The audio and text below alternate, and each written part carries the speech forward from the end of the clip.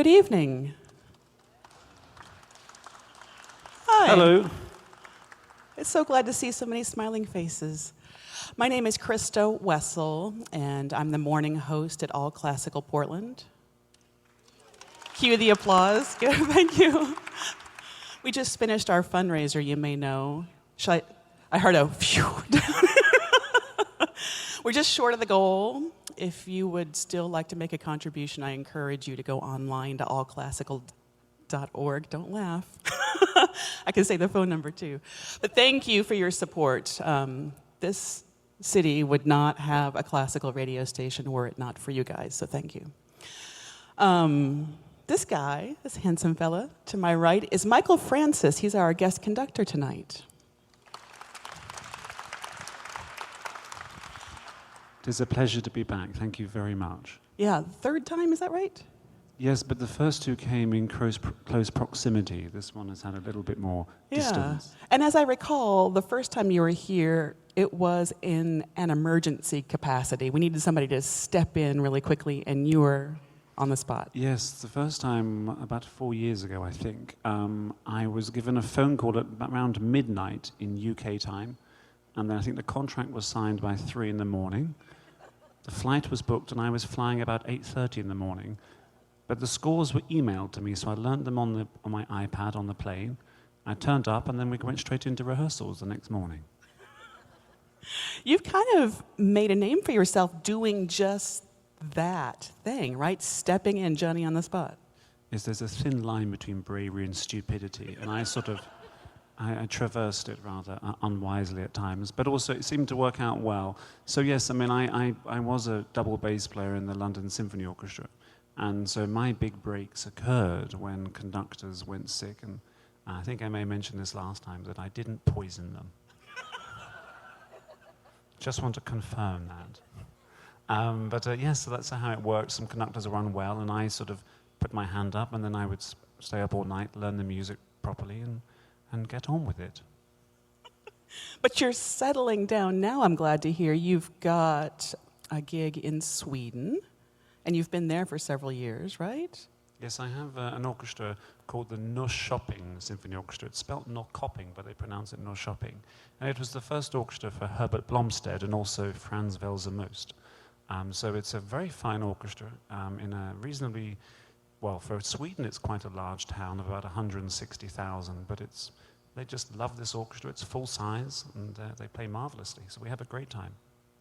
And I was happy to see this summer the news that you were just hired as the music director at the Florida Symphony. Is that in Tampa? Yes, it's the Florida Orchestra, yes, and that's based in Tampa, which is rather fortuitous because my wife is from Tampa. Since last time I was here, I went and got myself married. Did I hear a groan from a man there? And actually, yes, we have our first child expecting in December, so all change. Do you know, this is such a nice orchestra. After the rehearsal today, some of the ladies presented me with a lovely gift bag. Inside it was a very small, I think you call it a onesie, saying, "I love Portland," and a nice card which was signed by the entire orchestra. Don't you have the nicest band here?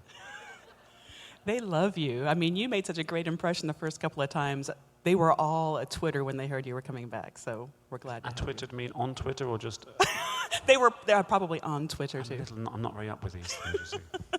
And as of just a couple of weeks ago, the news that you've become now the music director of the mainly Mozart Festival in California. That's right, in San Diego. It's a really wonderful festival. It's full of the concert masters from around the American orchestras, led by William Prussell of Cleveland, and so it's I feel rather humbled to be conducting this all-star orchestra, which I'll be doing each June, and I'll be music director for the whole year. So that's a marvelous thing. In fact, I have to fly down there tomorrow for meetings before I come back on Monday to work here again. Wow, jet setting. But still settling down. You're not doing so much jetting around and filling in, or do you feel settled now? I'm still racking up the air miles, unfortunately, especially having 2 jobs, one in Tampa, one in Sweden. But yes, sort of am settling down. I've managed to clear my diary after the child will be born for about 8 weeks, which will be marvelous. Although I may be regretting that by the 2nd or 3rd week, by all accounts. Yeah, new father, too. You may want to get on a plane and Yes, I'll be hightail. accepting all cancellation work, I think. Well, you mentioned that you were a double bassist. Do you play at all anymore? Not in public. I do play occasionally at sort of the local church at Christmas, although the problem is I'm less good than I'd like to remember, so I feel it's best if I just leave it in the corner. In fact, actually, I sold my one because I sort of had a name as being a bass player who conducted. I felt it was important that I made a clean break, both for myself psychologically, but also just for the sense of perception that I am trying to be a proper conductor. Do you miss it? Sometimes when there's a piece which has got a tremendous bass line, I just conducted Shostakovich 11 in Ireland last week, and that has just an awesome bass part. Really rocks, and I kind of miss the physicality of tearing into it. I do miss the camaraderie. Being part of a bass section is like being part of a herd. And I don't mean necessarily in an elephantine way, although that would be appropriate given the Saint-Saëns piece, but actually rather just that sense of bonding that you have. It's a wonderful instrument. I mean, the bass players might not like if I say it, but the bass parts aren't quite as hard as the first violinists, so we tend to have more time for silliness.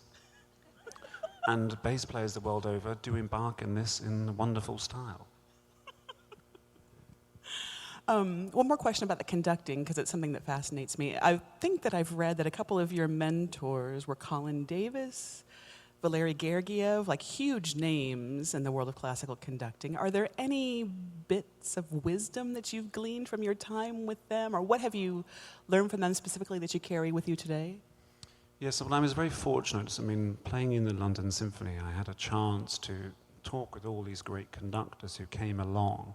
And so Colin Davis was always very generous with his time, Bernard Haitink, and Valery Gergiev, I was his assistant in Rotterdam, and often in London Symphony I would take the first rehearsals, sometimes because he wasn't always there on time. But so I developed a good relationship, and I think what I really learned was actually more for playing from them.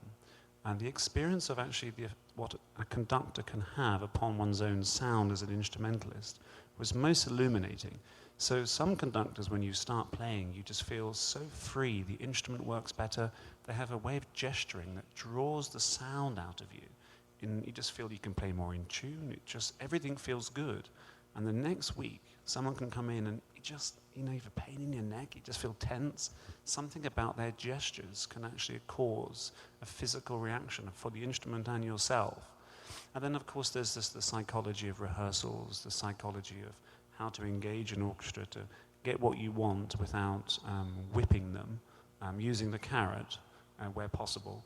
And that's, I think, I mean, rather than just anything specific, I think, although I did learn a huge amount individually from them, technically, musically, and also humanistically, I would say the main thing is just that general perception one gains from playing in a really fine orchestra and listening to my colleagues.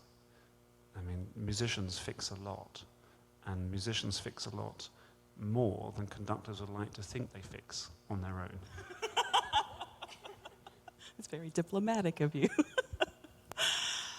So we've got a really interesting array of pieces on the program tonight, and I was trying to find some common thread, and I failed miserably, but each piece in and of its own is pretty interesting. The one common thread I found was between the Korngold Violin Concerto and the Stravinsky, which I believe were composed or premiered in the same year. They're contemporary pieces.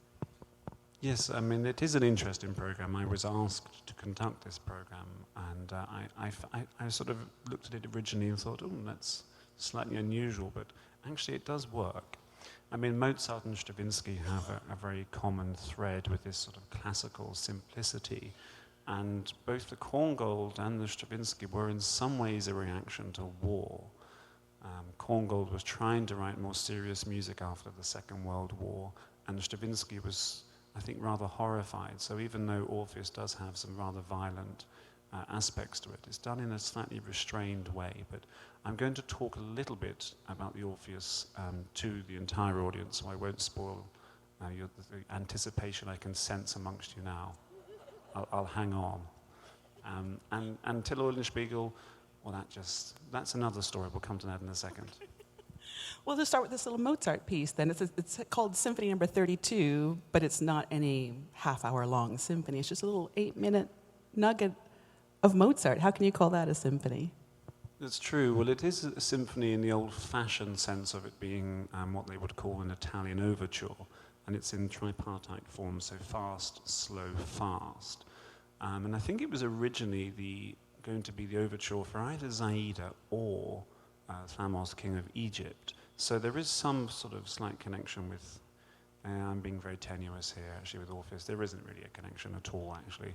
But I think what's wonderful about this, it has quite a large orchestra, it has 4 horns, which is unusual in such a small, intimate piece. And just the coloration in the woodwinds and the horns is marvelous. And he does just those extraordinary Mozart things where he just throws you, you're going along, and then he'll just put in an extra odd bar here and there. And it's just constantly interesting and inventive. And of course, I'm just delighted to have this mainly Mozart job because I get to conduct Mozart all the time. And it's just wonderful, wonderful music. One of the things I particularly like hearing about Mozart as performed by different orchestras is you can really tell the mettle of an orchestra by how they play Mozart. It's not as easy as it sounds. You know, Mozart sounds so bouncy and jaunty and bright, especially this symphony. No, they always say Mozart, it's too easy for amateurs and too difficult for professionals. And I think that's very true. I think Abbado, towards the end of his life, when he started the orchestra Mozart in Bologna, just spent hours, all the phrasings can be done in so many ways. It's just so rich. It's such a tapestry of potential. But what you have here is an orchestra who can play Mozart. You know, I find when I've done classical things here, they just have a very instinctive sense of style. I think Carlos has done a really marvelous job training them in the classical repertoire. And they just feel it very naturally. They know how to phrase. We didn't speak very much about the Mozart. I changed a few things, but it just works here. And I have to say that isn't the case everywhere. Some places you have to really spoon-feed the style, but you should be rather proud of how your orchestra plays classical repertoire. The Korngold violin concerto, there is something so emotionally satisfying about this piece. Now, as I was listening to it today, anticipating the performance by Simona Lamsma, who I want to ask you about too, I had the notion that part of the reason it was so emotionally satisfying is because it's based on themes that he used in his films, which are designed to kind of manipulate our emotions as undercurrent to the action on screen. You know, I just love this concerto so much. I think it's just a glorious piece, and I think it was given a rather hard time after its premiere. People felt Korngold wasn't particularly serious. In fact, one rather dastardly critic said more corn than gold, which I feel rather spiteful and beastly of him to have said. But the piece, yes, it does have film music within it, but I think what's so marvelous is that even though there are different scores, I think the beginning is from not Robin Hood, there's Antony Averse, Juarez, Prince and the Pauper. There's a few different films that come up, but you're not really aware of them. You're just aware of this beautiful lyricism, this lusciousness, this luxuriant quality to the writing that is unashamedly beautiful. And I think probably after the Second World War, you would have thought would be most welcomed. This sort of, not hearkening back to the simple days, but Korngold really believed in film. When he arrived in America, of course, it was rather fortuitous he arrived when he did, because being Jewish, he would have been kicked out, or worse things could have happened to him in Europe. But when he did arrive, he quickly assimilated himself into Hollywood and really believed that the film was a marvelous medium and went about writing in a rather Wagnerian way. What I mean by that is that he wrote with leitmotifs, so these are little musical figures that he'd recognize with certain characters, and he'd layer his scores with this tremendous level of skill that he gained. There is another link to this program, is that Korngold was a child prodigy like Mozart. And Korngold's music was probably heard as much through the medium of film, Captain Blood, Seahawk, all these marvelous scores.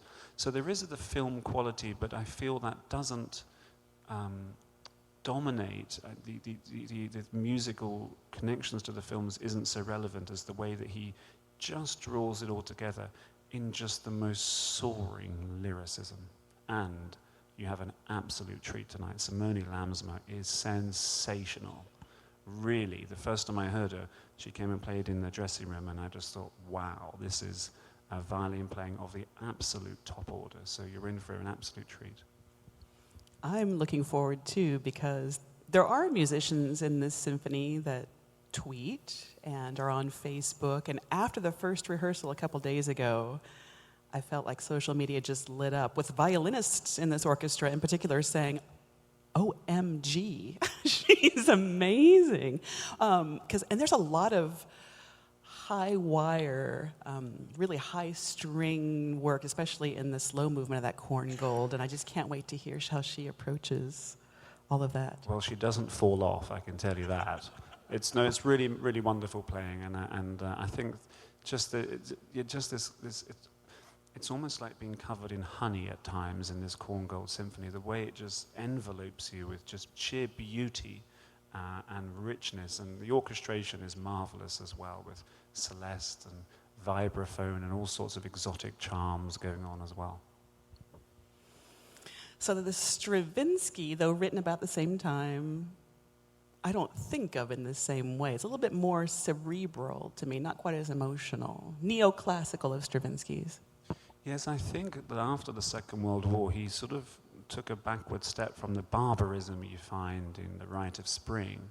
And this piece, it does feel more restrained. I mean, it's almost, we're observing the drama as opposed to being thrown into it in a rather personal way. Even the violent scenes, you don't feel, for example, at the end of The Rite of Spring, like you're part of this sacrificial dance. You just feel like you're observing, almost like a Japanese drama, the way it unfolds, the no drama. It's something slightly observed, but incredibly touching.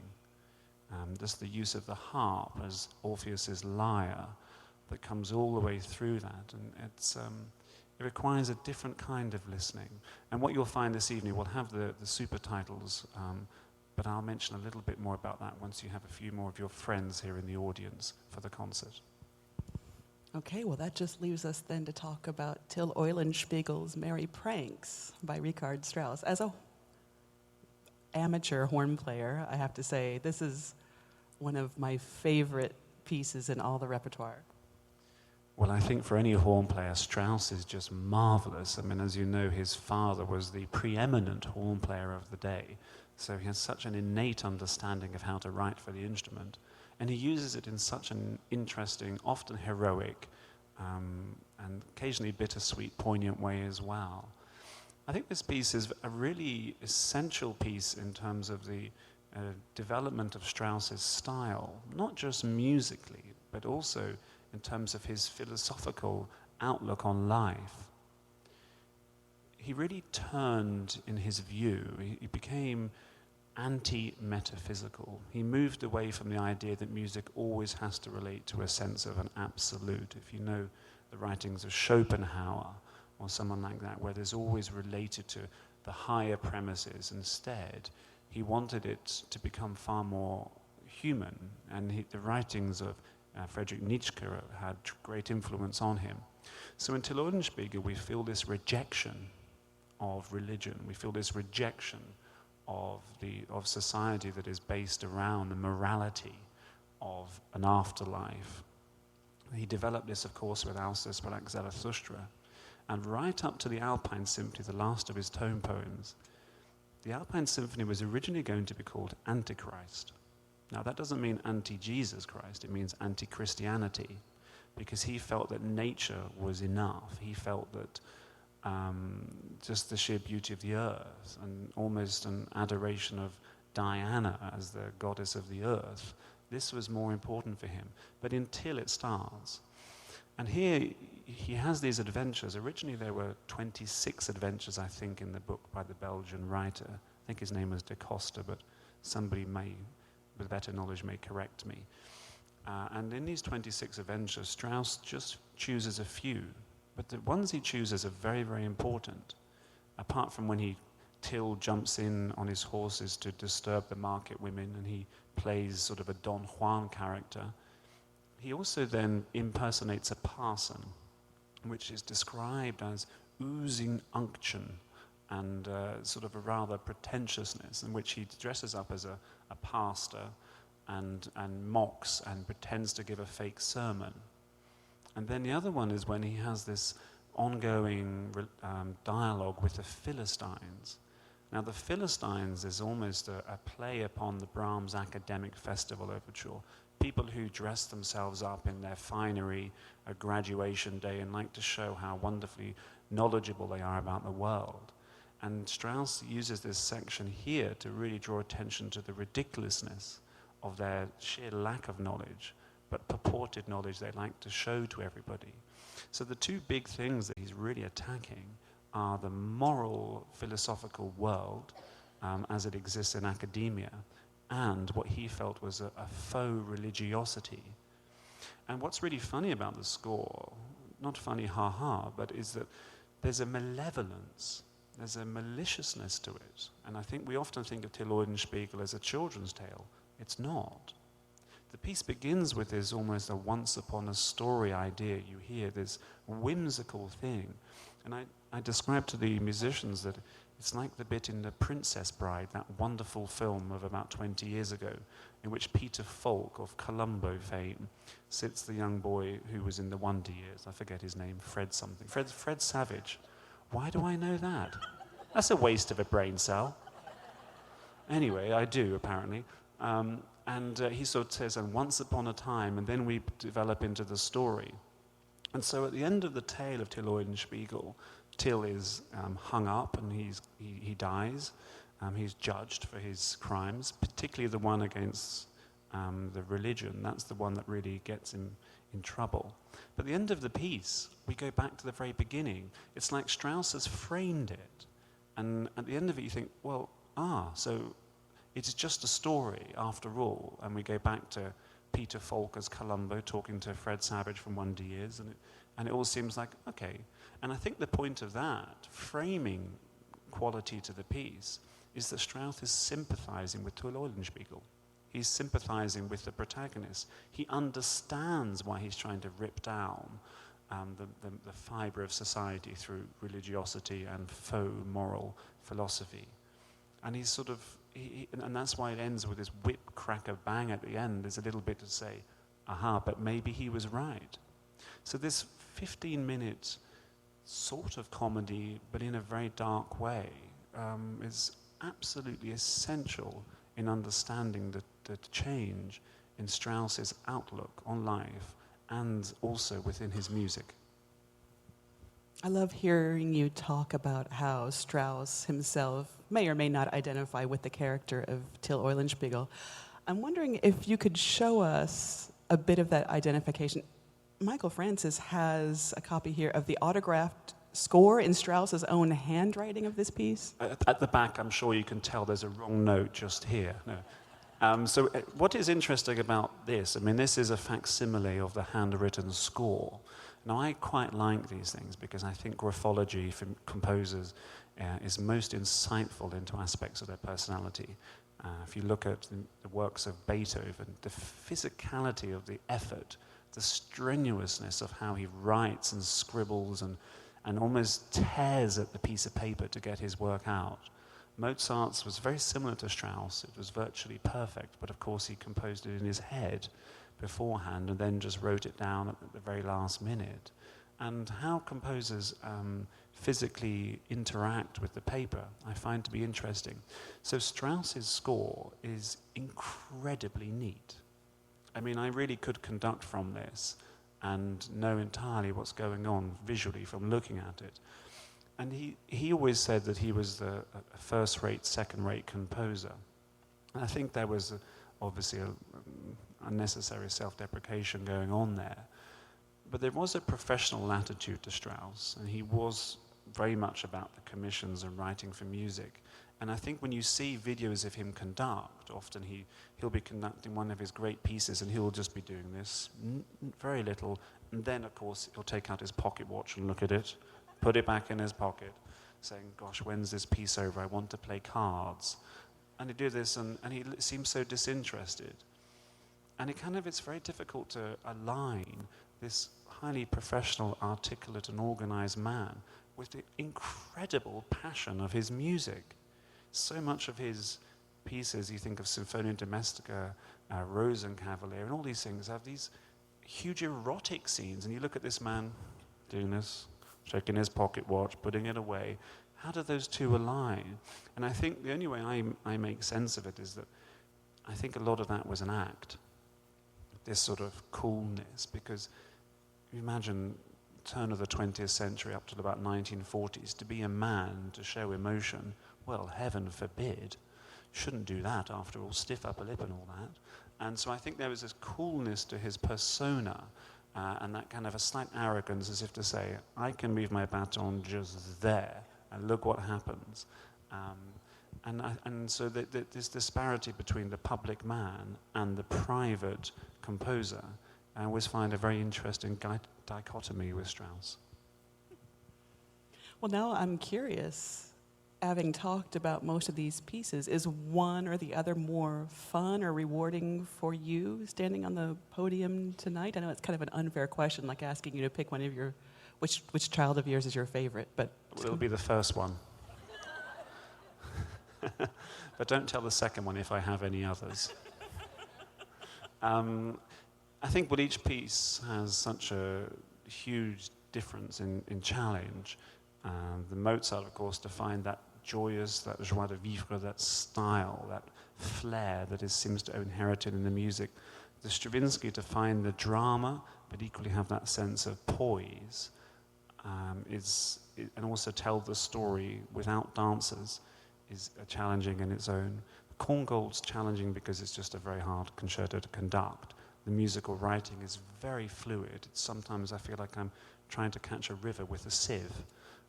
It's difficult. And then Till Eulenspiegel, Strauss always has his challenges, but each one is delicious and delectable. Well, I can't wait for the feast. Michael Francis is our guest conductor tonight. Thank you very much for doing this with me.